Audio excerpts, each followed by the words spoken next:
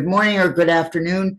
I guess it's all morning for everybody right now. For those of you that don't know me, I'm Dale Donovan B. I am a mastery coach for KW Commercial and Keller Williams, and I have been a mastery coach for about 3 years now. I've been in the industry for over 34 years. I have been primarily in land. They affectionately called me the Dirt Diva. But I've been in general brokerage as well. I've had my own firm. I've worked for the corporate puppies.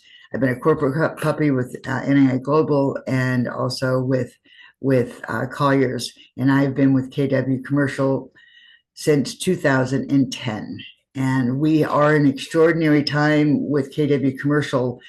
And being a member of KW Commercial at this point in time, we're going to be exploding with growth. So thank you all for being here. I'm hoping this is going to be helpful to all of you. And with that being said, let's jump right in. Site selection process.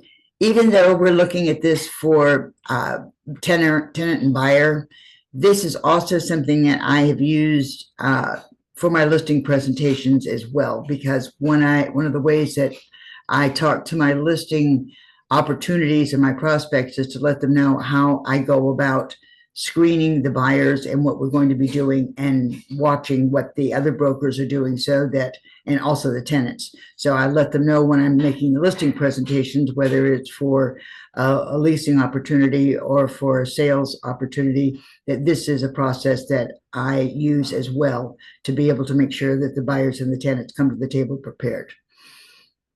Okay, next slide, please, Tris. Tenant or buyer representation. It's having someone that's knowledgeable on the other side of your deal and or on your side of the deal and the transactions is absolutely critical to being successful. Having an informed client and having them understand what the market is doing, what the expectations are, what you're going to be doing with them, and what your value is to them is very important for you to get that done and get that information to them up front. So I use, and you'll see this in a few minutes, but I use the site selection process in a format that we're going to send to you. We're going to send it to you in and show it to you in PDF and also send it to you in Word. I don't know whether it's going to come through in the Word correctly or not, but we'll send it to you in both so that you can, if you want to use it, you can.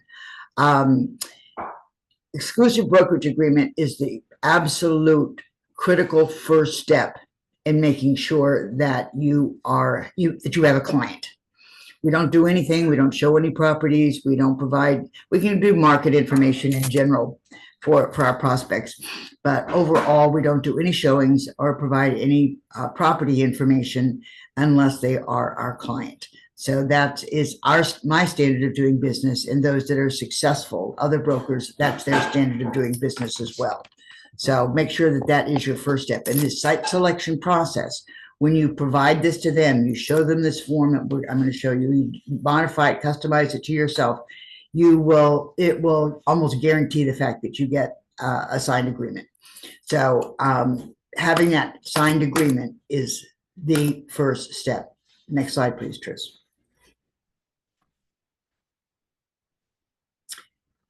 The site selection process, if you're representing the buyer or the tenant, if you manage it properly, you save yourself time, you save yourself energy, you save yourself aggravation, and that also goes to the other side for the client as well. So when you're able to do this effectively, you think, oh, how difficult can this be? They want to see some properties, so I'll just go show them some properties. Well, that sounds great, but we all know how confusing that can be and how that can get sidetracked and things that can go on that you weren't prepared for. So this is sort of the how-to of what to do so that you can make sure that you're being effective for your client. And it also shows the client your value. When you provide the site selection process to them, you show them what you're going to be doing, you tell them what you're going to be doing, and then you do it. There is a value behind that, and that is why you get paid. Okay, site selection process also is identified in the exclusive brokerage agreement. You can say this is part of the agreement, and here's what I'll be doing for you, and here's my value. Next slide, please, Tris.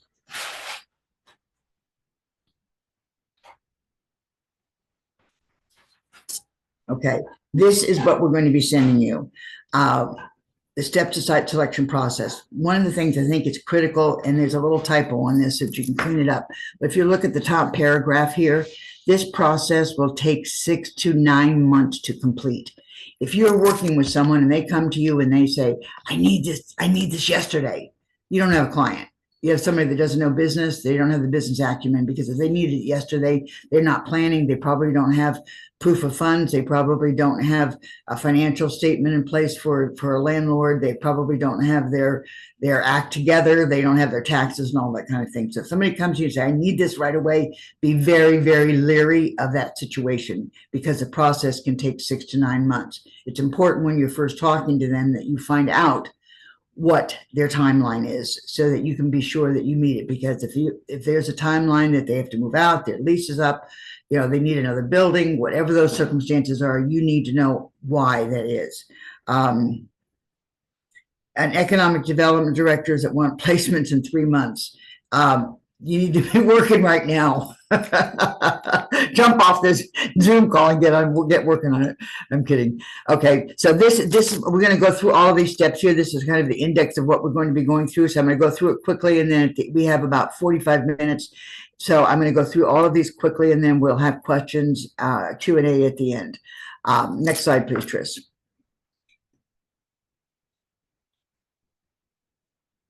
Also, an evaluation, financial capabilities and qualifications of buyer or tenant. My goodness, we all know this is the critical part. And we don't have time to waste on anybody. If they're not providing the documents that we need, if they're not providing the financial statement that we need, if they're not providing the 2 years of taxes that we need for the lease, if they're not providing the documentation to show that they are capable of doing what they need for a landlord, or that they have proof of funds that they're able to do to get the loan done and they have the money to be able to do it, don't get into the transaction with them. We don't have time to waste today. And there's so many issues with the loans and everything else that they need to be already prepared when you're talking to them. If they don't have a proof of funds and they are working with the bank, ask for permission to talk to their lender, to make sure that they're on the right path. And that, because if you ask to talk to the lender, they know that you're being serious and that they need to be moving forward with it, because you need to have that proof of funds. You need to have that letter. You need to have that approval so that you can move forward and show them the properties. Because without that, the other thing is your reputation is at stake here. If you take someone out, buyer or tenant, into the community and they are not qualified, I don't care how experienced you are in the industry. If you don't qualify your people when you're out there, you will get a reputation of someone that is not qualified to be doing commercial real estate, and they won't return your phone calls. It's tough enough to get phone calls returned anyway today. So if you're not on money with this stuff and having all of the financial capabilities and the qualifications prepared ahead of time before you take them out, then you'll get a reputation of someone that's bringing unqualified tenants or buyers to the table, and the brokers won't respond. Next slide, please, Tris. Geographic priorities. What does that mean? Do they need to be near highways? Is it industrial property? Do they have to have employment, do they need housing near the employment area?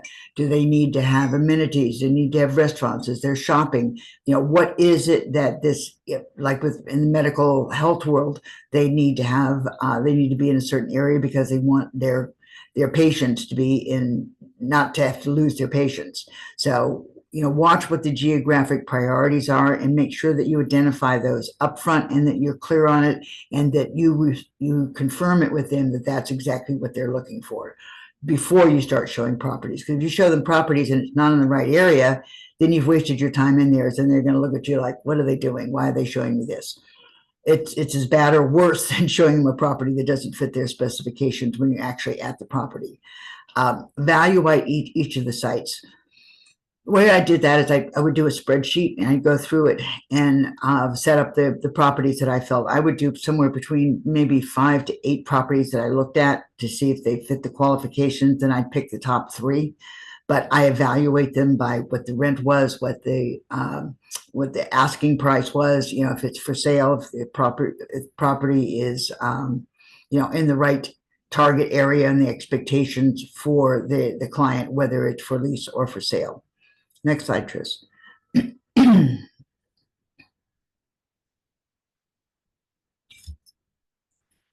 Preview and tour sites. Oh my gosh. You do the preview first. Do not take your client out cold to see these properties.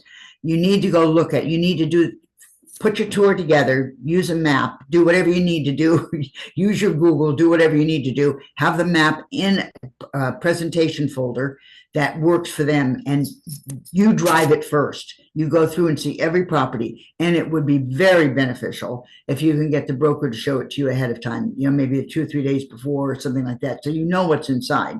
So you know that if it's going to be something that is going to be valuable for them to look at, because if you see it and it doesn't fit their specifications, or you're driving it and it's in the wrong area, property, or and there's competition right next door, something along that line. So you need to be aware of those kinds of things, and the only way you're going to do that is by previewing it yourself first. All right. I made a mistake early on in my career. And it wasn't really, I was probably halfway through my career at that point, about 15 years in. I think, well, I know what I'm doing, and I know these properties, and I'm blah, blah, blah, and the whole thing. Well, I had this one property that I hadn't toured, and I got lost with my client. They were behind me in a car. Oh, it was the most embarrassing thing I've ever experienced in my life. You see the guy with the gas pump to his head? That's what I wanted to do. So make sure that you're in a situation that you know where you're taking them. It's not in the bad neighborhood. It's not next to some competition, and that you don't get lost, and you actually know where to park and what building it is and what suite it is, or what what the area is and how to get there. So it's very important that you don't get lost when you're taking your client out on these tours. Preview it first, and before you go, and it depends on how you want to rank them. I've never shown more than 3 or 4 sites. If you do more than 3 or 4 sites, you're going to confuse the client, and it's just too much information. But make sure that those 3 or 4 fit their criteria, or as best you can. 2 or 3 fit the criteria as best as you can, and you can rank them yourself. You don't have to rank them if you don't want to for the client knowledge, but you can rank them yourself of what you think, and then have the client rank them. See what they think. Because having each of the clients, and there's a way to look at it. Do you want to show the best property first, or do you want to show the best property in the middle, or the best property last? So there's a psychology behind each one of those scenarios. So depending on which you do, tell me what you do right now. Do you show the best property first or the best property last? Somebody tell me what they do. Well, we're about to get a national company that wants to expand into 9 cities and into Toronto as well. They just got their Series A, so they've got the cash, and they've got 4 locations in New York City already. Now, the first place they want to go is Chicago, and I've lived in Chicago, I've lived in Toronto, and I've lived in a lot of the cities that they actually want to expand into. And I'm like, well, let's start looking at this. So I'm going to lean into some of the KW commercial people in these very specific areas. Awesome. A suggestion would be to make sure that you know who the decision maker is in this group. Yeah, we've already determined that. Because that can be a real falderall if you don't have the decision maker. So good luck with that, Lou. And if there's any way that I can help you identify agents in those areas, I'm not in transactions at all, so I just point. So I'm not in a referral business. I'm just in the coaching business. So if there's any way that I can help you point to anybody, I'll be more than happy to. So it's like I say to anybody, if you want to work together, great. You don't, fine. That's right. Okay, step 5, please, Tris.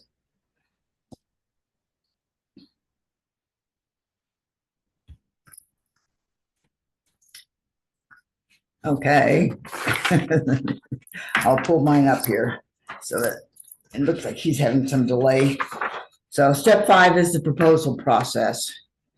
All right, we're looking at that, that's the outline of all the important terms that we're looking at.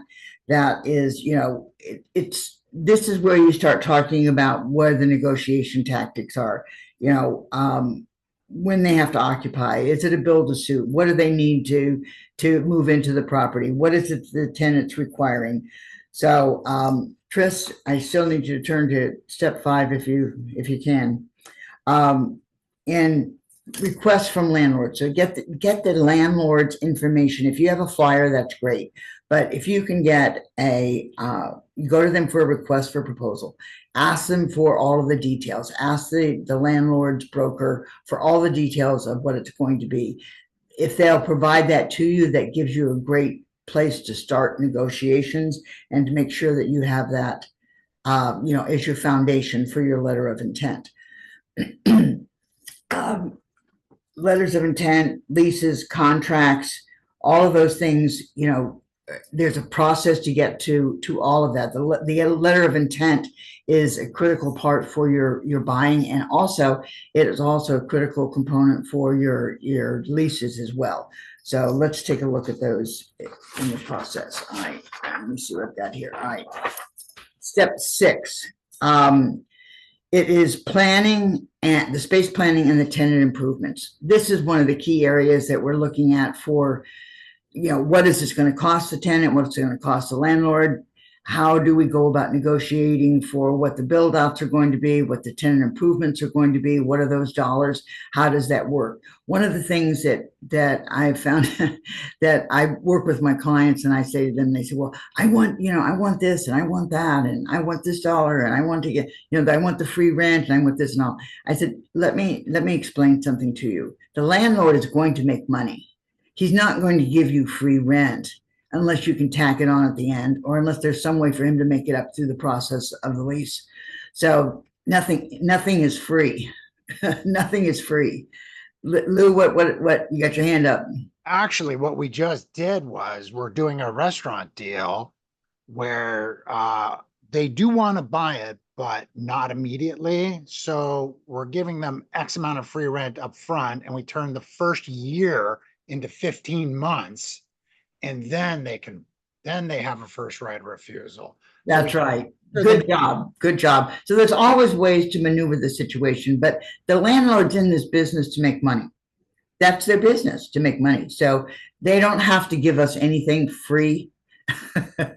But what we can do is we can work a situation, we can negotiate a contract that's in the favor of our clients of what they want. So if it's a win-win, then it's a good deal. So if they get what they want, but not everything that they want, and the landlord gets what they want, but not everything that they wanted, it's still a good deal. So if you can come to that agreement, that's what's the best. But the client has to understand, and if they're professional, they've been in the industry, they've been, a tenant before, they've been a buyer before, particularly a tenant. If they've been a tenant before, they understand what the negotiation is. They understand that they're not in a situation where they have to, excuse me, where they have to be involved in everything that's going on. So let's take a look at it. We got 6. We got planning, space planning, and investment properties. Interfacing with your architects, engineers, and contractors. It is a very, very important part of the negotiations. Exclusive lease agreement. That is a contract. So that would come for, somebody asked for an exclusive lease agreement. That would be, are you talking about for the client exclusive, you have representation?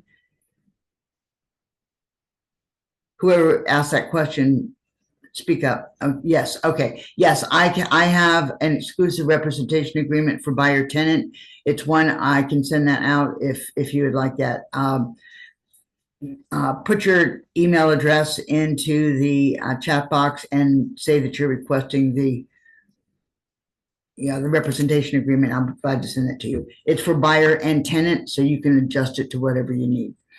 And you customize it to fit your state's requirements and what their needs are.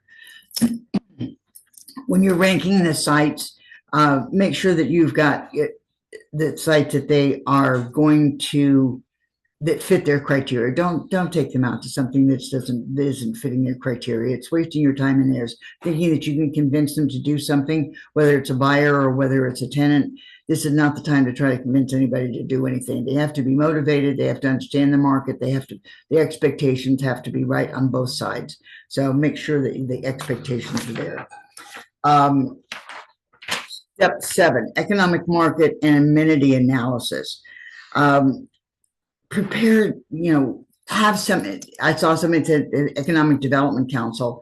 If you're working within an area, you need to know who the Economic Development Council is. It can be the redevelopment downtown, it can be an RDD, it can be DDA, it can be anything. As long as they're an Economic Development Council, committee, authority, something along that line, meet with them, talk to their marketing people, talk to their membership people, because those are the people that have marketing materials that you can use. If you start talking to your Economic Development Council and say to them, you're probably not going to get deals from them, but what you will get is a lot of valuable information that you can share with your clients. And when you say to your clients, here's information I have from the Economic Development Council, look at the growth that we're having.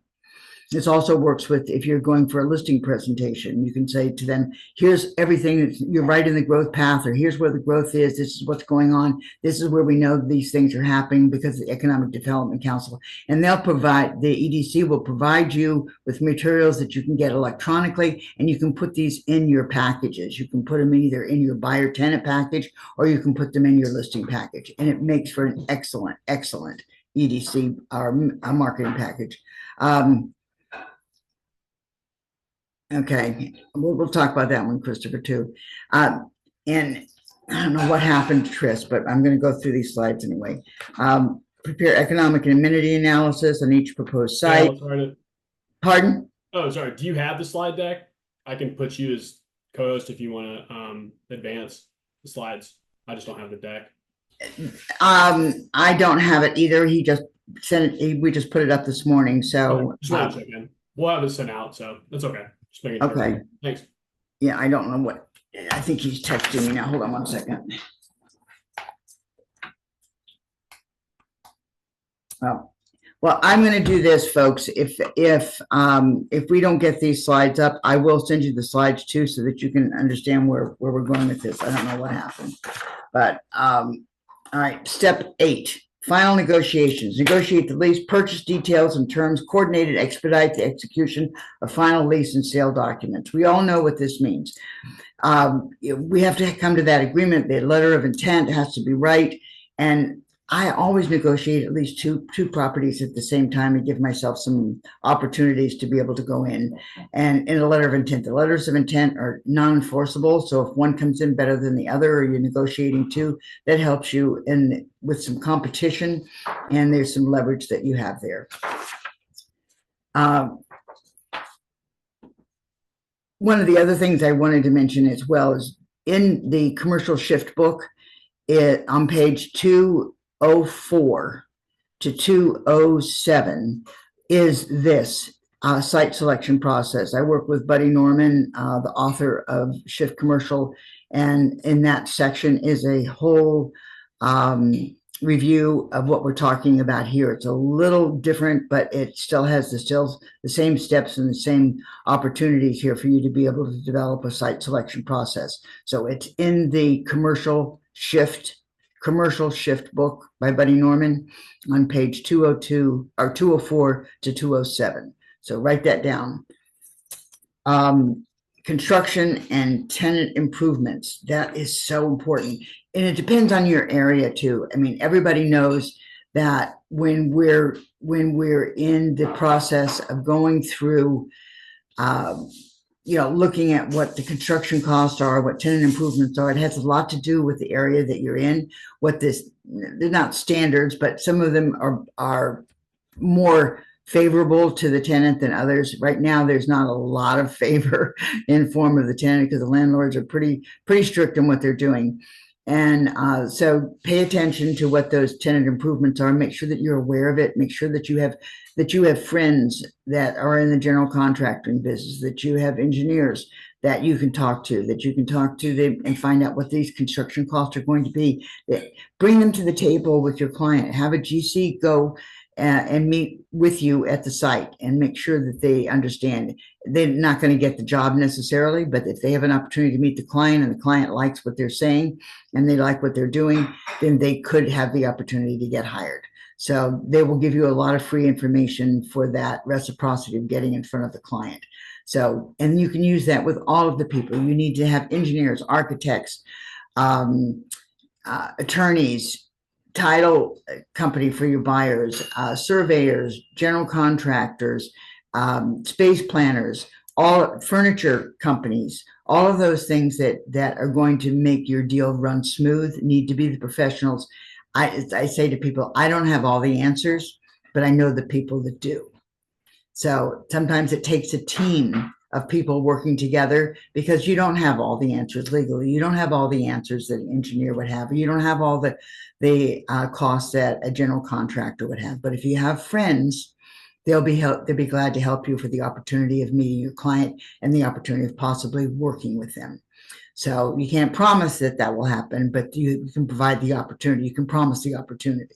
So that is something I found has been very effective in working with them. Number 10, closing and completion. You coordinate with contractors and property managers for closing and for move-in.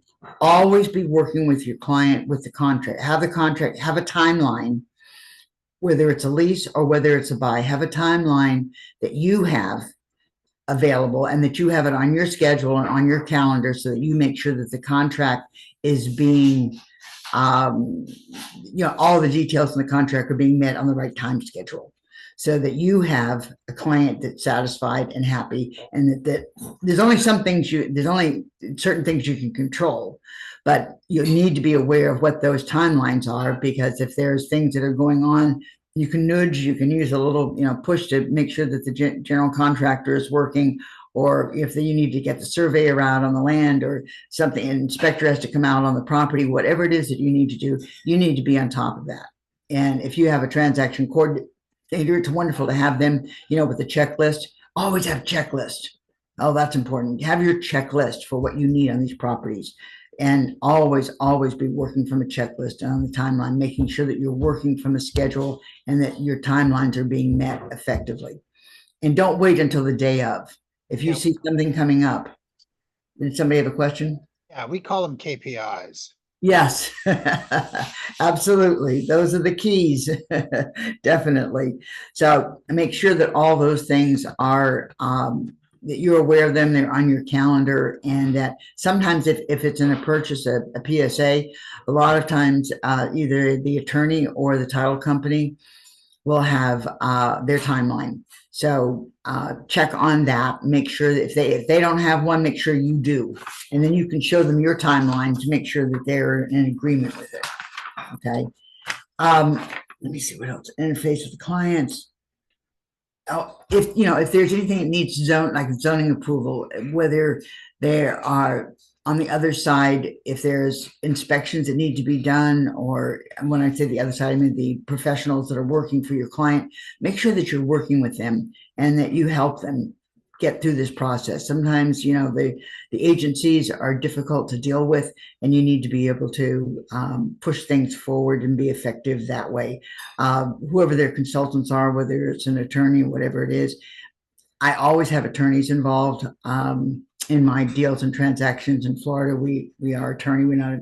We are an attorney state, so it works effectively for me. Not everybody's in that position, but I feel I get protected if I have an attorney involved. So, and stay with the process. Stay with all the way through. If it's a purchase, stay through it through permitting. Stay through it through the inspection. Stay with it through the the CO. Make sure that your client is getting in on the right time, that they're meeting what their deadlines are, that they're giving the monies that they need to do, that they're paying their rent, or they're doing the deposits, or whatever it is that they need to be doing, making sure that those things are happening. You have to be the one, I hate to say enforcer, but you have to make sure that both sides are performing, and you need to do it ahead of time so that you're not waiting till the last minute. Number 11, follow up. after the move-in and occupancy? How many times they move in, everything is great, they get them done, we go, I got my check, I'm good, let's go. You know, stay in touch with these people, because they become part of your sphere of influence. Your sphere of influence right now is probably your best resource for new business. And if they're happy with you, making them, the bar was ringing there, yeah. So if they're happy with you, ask them for the referral. Ask, and you don't have to say, who do you know that I need to know? So it's a kind of it's a way into a referral situation that isn't really a hard ask. It's, who do you know that I need to know? Who could I talk to that might be interested in my services, that might be able to point me in the direction of some new business? And if it doesn't happen immediately, believe me, if you've done the good job that you're supposed to be doing, then I guarantee you'll be getting some kind of opportunities in the future. They'll be talking to either their neighbors or the other tenants in the building, or someone somewhere there'll be an opportunity, because you'll be front of mind, because you asked them for, who do you know that I need to know? And then that follow up with thank yous. There's some people that give gifts, some people just say thank you. Whatever it is, just make sure that you're letting them know that you appreciate the opportunity to work for them, and that their loyalty in working with you on an exclusive basis. Make sure your general contractors are well taken care of. Let them know that you appreciate what they're doing, that they get beaten up pretty badly. Make sure that your attorneys know, the architects, the space planners, all of those people that are involved. Let them know that you appreciate what they did to get the deal done. It'll help you in the future with your other opportunities as well. We did have the opportunity to put the example form into our chat box here, but with Chris not being able to be on board with us, let's see, I don't think he was able to get it back on. What we're going to do is I'll send you an email afterward for everybody that's participating today. I'll send you an email that has a site selection process in it. It'll be in a PDF, and then it'll also be in a Word document. And the reason I'm sending it to is sometimes the PDF, the Word document doesn't come through with formatting correctly. I'm also going to send you whoever requested for it. I got emails for everyone via Zoom. Okay, perfect. So we do have all those email addresses, and I will send you the copy of this PowerPoint presentation so you can go through it as well. Take the opportunity of that site selection process and modify it. Look at the one that's in the Shift Commercial book. See what those suggestions are as well. And okay, he's back. Let's go all the way to the very end. Okay, 9, 10, 11. Okay, here we go. Example form. Can you put these, if you can, put them into the chat box, put the example form into the chat box, and but we'll also email it out. And here's the commercial shift pages, 204 to 207. So make sure you get that commercial shift book and you use that as well. And I think he's going to drop these links into the chat box for you. I'm going to look at the chat box here. Hold on one second. Okay. Ooh, we got a lot of. Oh man, I had this book. I don't even know what I did with it. Well, it was something that we had to really scrounge for a while, but KW finally got all of the royalties settled, and we now have it inside of the Red Store, inside of Keller Williams. So you can purchase the commercial shift book through Keller Williams Red Store. Now, I thought, the first 4 times I met Buddy Norman, I was with NAI Global at the time, and I'm like, we were drinking in some back room bar at the but he's awesome. He's awesome. He stayed with us all through the years. He is the reason that I joined KW Commercial. So I have a special place in my heart for him as well. Let's go to the next slide, please, Tris. I'm running a little short on time here. Aziz, what is it that you want, Aziz? You want all of those? Okay, I have all of the emails, so I'll make sure that you get this. The site selection process is the key to getting your exclusive representation. If you show them the site selection process to your buyer and to your tenant and let them know this is what you're going to be doing and what the value is behind having you as their broker, this is something that is unique and you will really shine with your prospect and your client, and there will not be any doubt that you will get a representation agreement signed. Tools that can be utilized in determining expectations. Make sure that your site selection process, you can talk to them about it. This is one of the ways. You don't have to ask them why they're doing it. You know, as you go through the site selection process with them, they're going to give you information that is valuable for you so that you can make sure that you are in the know and that you understand exactly why they're doing it, what their motivation is. If you know what their motivation is for either being a tenant or leasing or on the buy side, it gives you the opportunity to negotiate in a much more favorable position for your client. Resource and develop these relationships. How many times do we hear that? You know, commercial real estate is a relationship business. This is where you're doing it. When you're working with your client and they love you, you're going to have a wave of love. It's a love-hate relationship. When you first start working with them, they love you, then they doubt you, then it's like, oh my gosh, what's going on? I haven't seen anything, or what's happening here, what's happening there, and then all of a sudden they're in love with you again when you find the right place and they're moving in. So get them when they're in the love in the love portion of the site selection process, so that they understand that you know, there are opportunities there for other people to come in and work with you as well.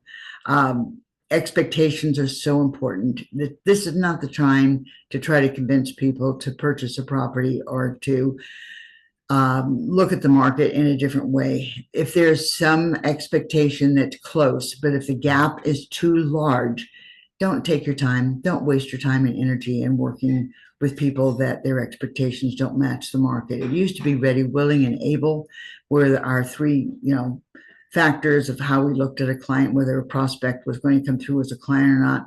Yeah, we've got ready, willing, and able, but the expectations now is probably the key component, because without the expectations of the client matching the market, you don't have a client. So, and also, if you're representing buyers, I know some of mine, as I coach one-on-one as well, some of my clients will say to me, well, you know, I've got a lot of buyers. You know, my pipeline is full. I got a lot of buyers. I just don't have any inventory. I said, you don't have a pipeline. I said, you got a list of people, but you don't have a pipeline, because if the inventory isn't there, then you don't really have a client. So make sure that you have an opportunity of inventory that's in the market before you take on a buyer or a tenant, so that you don't feel that, and that they don't feel that you're not performing for them. You're not a magician, we're brokers. So we can provide inventory, or we can provide opportunities if the inventory is there. But if the inventory is not there, we're not magicians, we can't create it. So make sure that you're taking on the right clients. Next slide, please, Tris.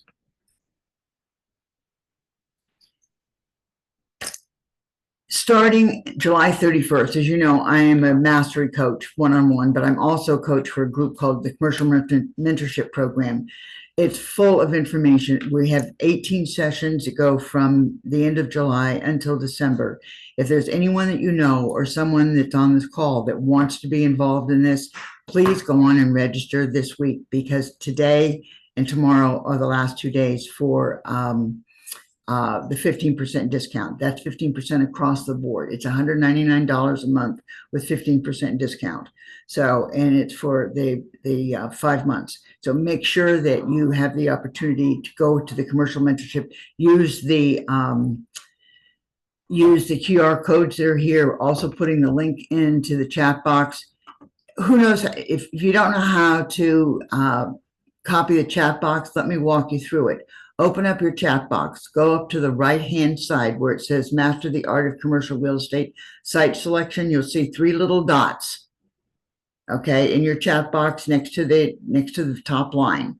You'll see the 3 little dots. Click on those, and you'll have a drop down. It will probably say Save Chat. If that happens, save chat, okay, so that you can have that particular you can have all of the information that we have in the chat box here. So save the chat and make sure that you've got that. We're also sending you the flyer information too. If you're interested in one-on-one coaching, let me know. I'd at least like to talk to you a little bit about it. If you're interested, we can have a conversation and consulting, and you can see if it's the right fit for you. But the commercial mentorship program is based for beginners as well as those that are experienced. If people like Chris McCarthy, he's taken it with me. I've got people that have taken this course with me for their own benefit to upscale their skill sets, but also to provide their mentees and their junior agents with information that may be valuable that they can bring back to the table. And a lot of times they'll recommend that the mentee or the junior will end up taking the commercial mentorship program in the future. So this is built in a way that no one is left out, and that those that are experienced are not bored, and those that are still challenges for you, and those that are new to the industry are learning some really good tools and resources that you can use to launch your business. Next slide, please, Tris. If you have any questions on this, I'll be more than happy to answer them. And the next slide should be, I think it's the end. Next Thursday is Find the Motivated, Commercial Buyers, Tenants, and Sellers. I'm doing this one as well. It's at 12 o'clock EDT next week, and make sure that that you're on that one if you'd like to. This is a really good one. I love this one too. Find the Motivated, what we're talking about here. So how do you find them? How do you find these buyers and tenants and sellers that are actually motivated to do the deal? You're not sitting around waiting for them to make a decision, or, well, maybe not now or whatever. So we can talk a lot about this. I think this is a really important one today, of finding the motivated and not wasting your time. Next slide, please, Tris. Next Thursday at 12 o'clock. Okay, I've done all the talking. You have any question? Before we have questions, tell me something of value you're taking away today.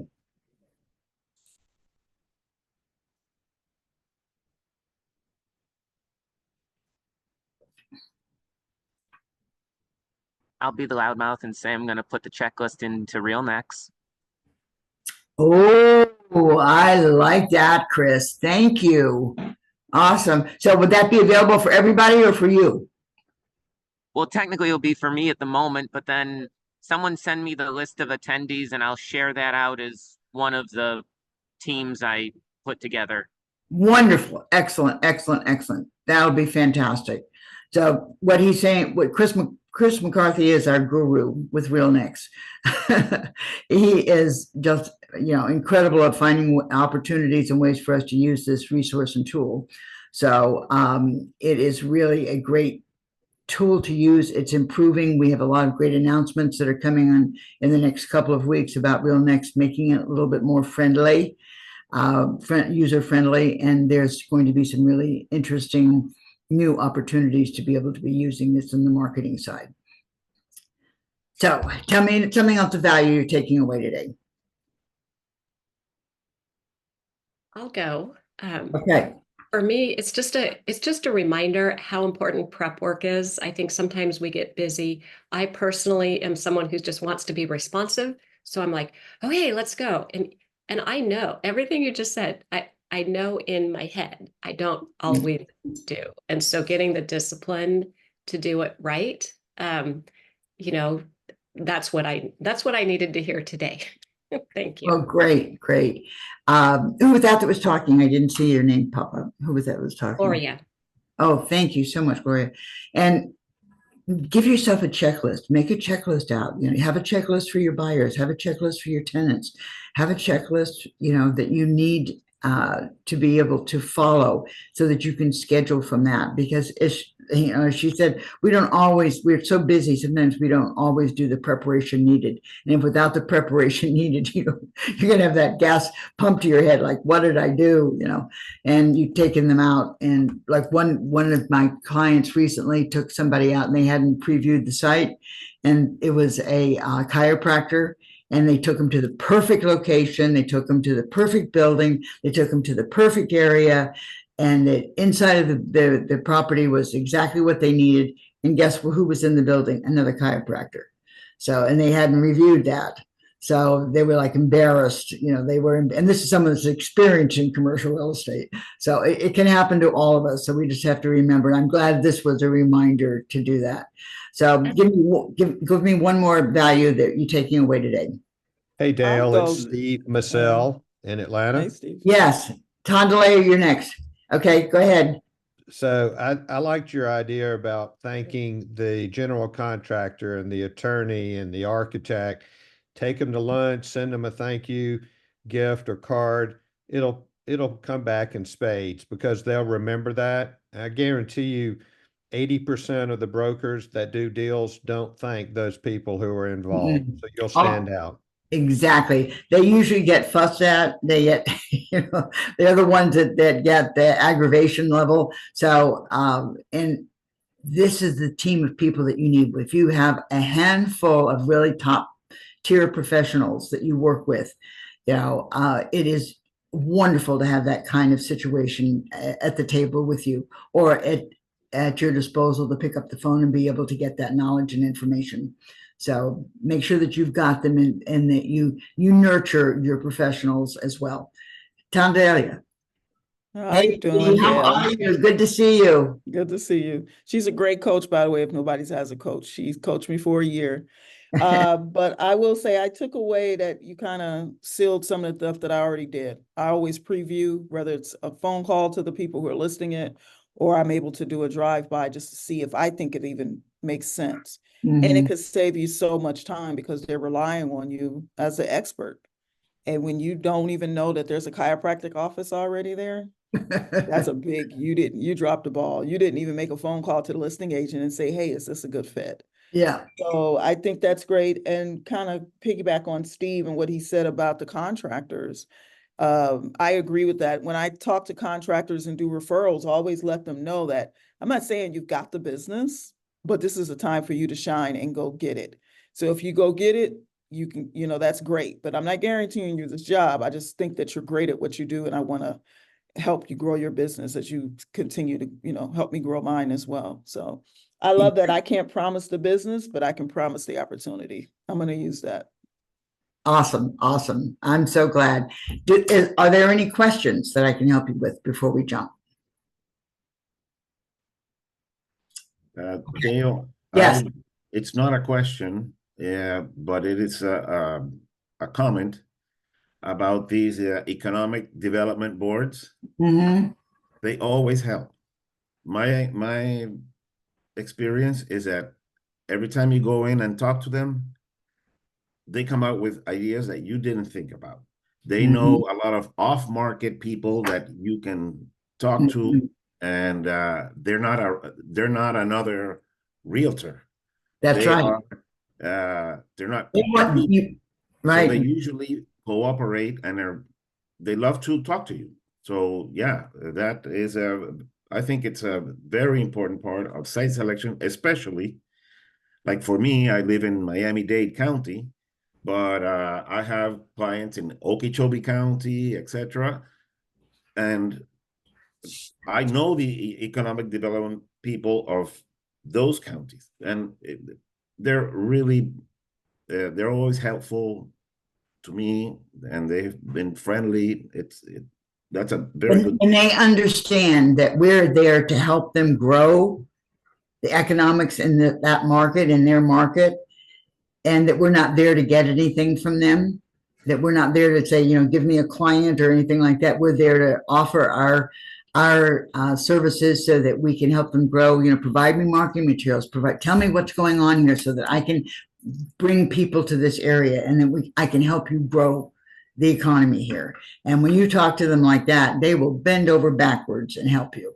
And I think the EDCs are probably one of the hidden treasures that we don't utilize enough. Those that do use EDCs as one of their resources and tools, they think that it's golden. So make sure if you haven't met with your EDC, go in and meet either with the marketing director, the development director, or the membership director. So all three of those people are very knowledgeable about who's going to be there and where the growth is in the area. And it's wonderful to have that for your clients. So, Well, I have enjoyed today very much, and I thank you all for being here. You've got my contact information. You've got some links. Also, you'll be getting the email that has all of the information that we've been talking about that I was going to send you. And you'll also, I'll send the representation agreement out for the tenant buyer to the people that requested that as well. So if you're going to be part of the CMP, please sign up this week to get the discount. It would be wonderful to have that opportunity to have you signed up by Friday. So I look forward to seeing you all next week. If you'd like to join us for Finally Motivated, I look forward to seeing you on CMP if you're joining that. And if you would like to discuss one-on-one coaching, I'd love to have the opportunity to talk with you about that as well. So have a great weekend, everyone, and much success. And I'll see you next week if you're on the call. Thank you.